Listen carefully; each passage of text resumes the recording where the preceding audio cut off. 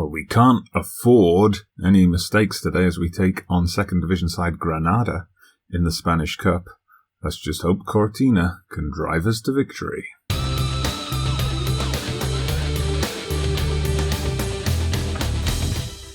Ooh, classic car puns, you can't beat them. Hello there, everybody. Welcome back to the channel. Dodgy Gamer here, bringing you another episode 16, I think. I've still got episodes to edit, so I'm getting confused. Of Andorra, the FM20 series, in which I take charge of FC Andorra and the Andorran national team and try to take them both to glory. So yes, it is Spanish Cup second round action today in the old Copa del Rey. FC Andorra at home to Granada. If we have a look at Granada, they are in the division above the Spanish First Division. And, two divisions above actually. I better edit that intro, or just leave it. And they are flying high. They are 8th at the moment, just behind a certain Real Madrid. So it's going to be a tall order. They're favourites. But I did see in the scout report, I would have normally gone for a more defensive formation, but I did see in the scout report that they struggle greatly against a 4-2-3-1 wide. That's what we normally play.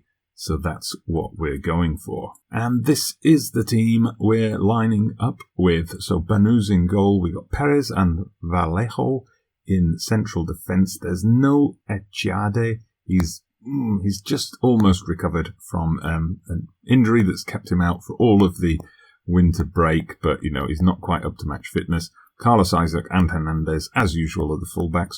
Cortina have dropped him back into a deeper role, so he can indeed be that driving force in midfield. It also allows me to bring Moha in. This is basically the strongest team I can put out. You'll see a new name here. Javier Munoz Jimenez. He's a new signing. We picked him up. He was out of contract, free agent. We picked him up. He can play central midfield, Mazzala, or deep line playmaker, which, if you've been paying attention, those are the two central midfield roles that we're using in this tactic. So he fits the bill. We can see from his history, former Real Madrid player, though, never made the grade there, did play in the B and C teams. He's been at Lorca and Oviedo in the second division, which is where we hope to be next season. Alaves B as well before being released. We've now picked him up. I'm told by my coaches he's got potential. He's got big potential. He is getting on a bit to reach that potential. He's already 25, but they're saying he has the potential to be a La Liga player. So let's see if we can make him realise that dream. Perez is going to be out there on the left wing, still in a rich vein of form. Calvillo on the right, and Simon up front. Let's see if we can just blast our way through the Granada defence and pull off a shock. Oh, they're going with two deep defensive midfielders. Bit of a strange formation, leaving a hole in the centre, which we'll look to exploit with our, our passing game and our quick speed, our quick transitions. Okay, team talk time. We're going to tell the team, let's pile on the misery today. Well, it didn't have a terrible effect. They did think in the pre-match meeting that I was being a bit too ambitious with this tactic, but I told them, we're going to get out there and do it. We've motivated a couple of them. We've gained confidence with Cortina. And now, my least favourite part of the game, a tunnel interview. Alright, so they asked me about Didier Digard, the captain, why he's been dropped. I said because he hasn't been performing well in training, which is actually true. He keeps getting terrible low ratings as Moha. Whoa, Moha, you beauty, he's given us the lead with just 1 minute on the clock. Oh, wow. I don't believe that. Perez with the in-swinger. It's kind of half cleared. Cortina just knocks it over to Moha. Moha sets it up for himself nicely, low and hard, into the bottom corner. Wow. Okay. Well, that worked a lot faster than expected. Now it's just about another 80 minutes. Can we hold on? All right, we've got a throw in here. Cortina again. The defence have pushed up quite high. We're camped out in Granada's half at the moment. All right, Isaac whips it in. It's working for us at the moment. Perez with the goal. We're 2-0 up. Can you believe this? It's the 22nd minute, 23rd minute, whatever. We're 2-0 up. Wow. Great ball out to Isaac, making the overlapping run. Just bounces through to Perez, who just whacks it first time, while the Granada defence are just ball watching. Wow. Wow, wow, wow. You see, I was thinking to myself just before that second goal that we're too high up, like the defenders were all inside the attacking half. But it's obviously worked. They haven't been able to create anything, but now we've got to watch out for that inevitable comeback. They're going to be coming at us hard in the second half. Okay, don't let your performance levels drop. We're ignoring what the assistant manager said.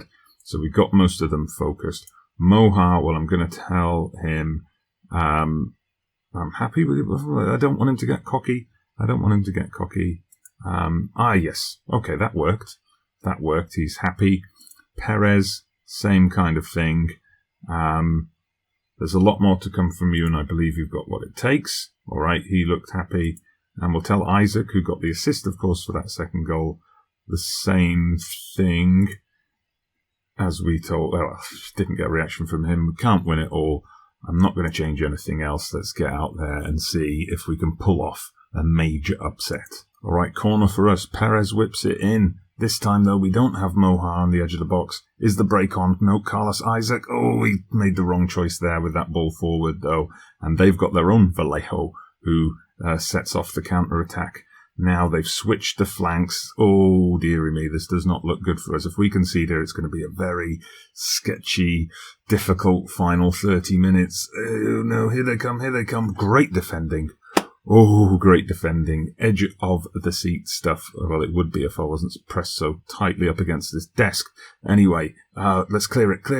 Perez knocks it into touch. Right, I'm thinking about substitutions. Just, keep fresh players on the pitch. Perez has just got booked. I don't know. I mean, this guy, Alavedra, he's an Andorran. But only 2-star current ability. I mean, not the kind of guy you want to be throwing on in a situation like this. But, we've got a bit of experience on the bench as well. I think Cavillo's not having a great game on the right wing, only 6.6. So we'll put on Martinez. He's been chomping at the bit for more game time. So go out there and show us why you need it. Rai we could bring in. I mean, Cortina's obviously having a great game. Munoz, thinking Munoz hasn't played competitive football for a while, so he's probably going to tire. So we'll bring in Rai. Let's see if that does the job for us. Well, there's been a distinct lack of highlights. We're getting to the time. It's got to be a time-killing substitution. I'm going to put Alvedra in now. Get Perez off. Get that yellow-carded player off. 3 minutes of added on time. 3 minutes and 30 seconds. Can we hold on? Remember, this isn't a team. This is a team in the top division, and it's not a team battling relegation or anything like that. It's a team challenging for a European place. Can we hold on? I think we can. We're just not going to get any highlights. I'm perfectly happy. I mean, I know you viewers would like to see more action, but I'm perfectly happy for that to be a completely dead second half with hardly any highlights. And we've done it. We have done it. I've got to tell the team with that. Happy with the result and the way you played. That is a massive, massive victory for us. And okay, Granada may not have put out their strongest team. We know what top division clubs can be like in these situations. But still, their reserves should be, or their backup players should be better than us. Wow. Wow, wow, wow. Moha gets man of the match, scorer of that early goal. Let's have a look at the third round draw. So here we go. Still haven't got back the power to speak properly. Spanish third round. Spanish Cup third round. See what I mean? Spanish Cup third round. Oh, we did not expect to be here. So let's go through it. So Atletico Madrid have already gone. Good. That's one really big team out of the way. Ooh, our parent club Eibar have drawn Sabadell, one of our divisional rivals. Oh, here we go. So Atletico Madrid are the only really big team that have gone so far. Espanyol have gone. I mean, we've still got the likes of Real Madrid in the draw, Valencia, Villarreal, Sevilla. And I don't know here, should I hope for Barcelona, of course? Should I hope for a team that we can beat? Or should we hope for a big team that we can guarantee a big, huge payday? Valencia. Valencia. Okay, it's not Barcelona or Real Madrid, but it's about as big as it comes, isn't it? Oh, well, I would hope that it will be a sellout because our stadium only holds 3,000 people. But I would hope that's going to be a big TV game for us. And hopefully we're going to, maximise revenue from that.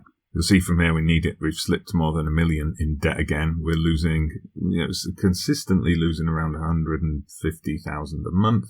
Maybe a bit more, sometimes 200,000 a month. So, we need a big payday. Let's have a look at the club vision then. So, Spanish Cup reached second round minimum, so they're very pleased, obviously, that we're into the third round.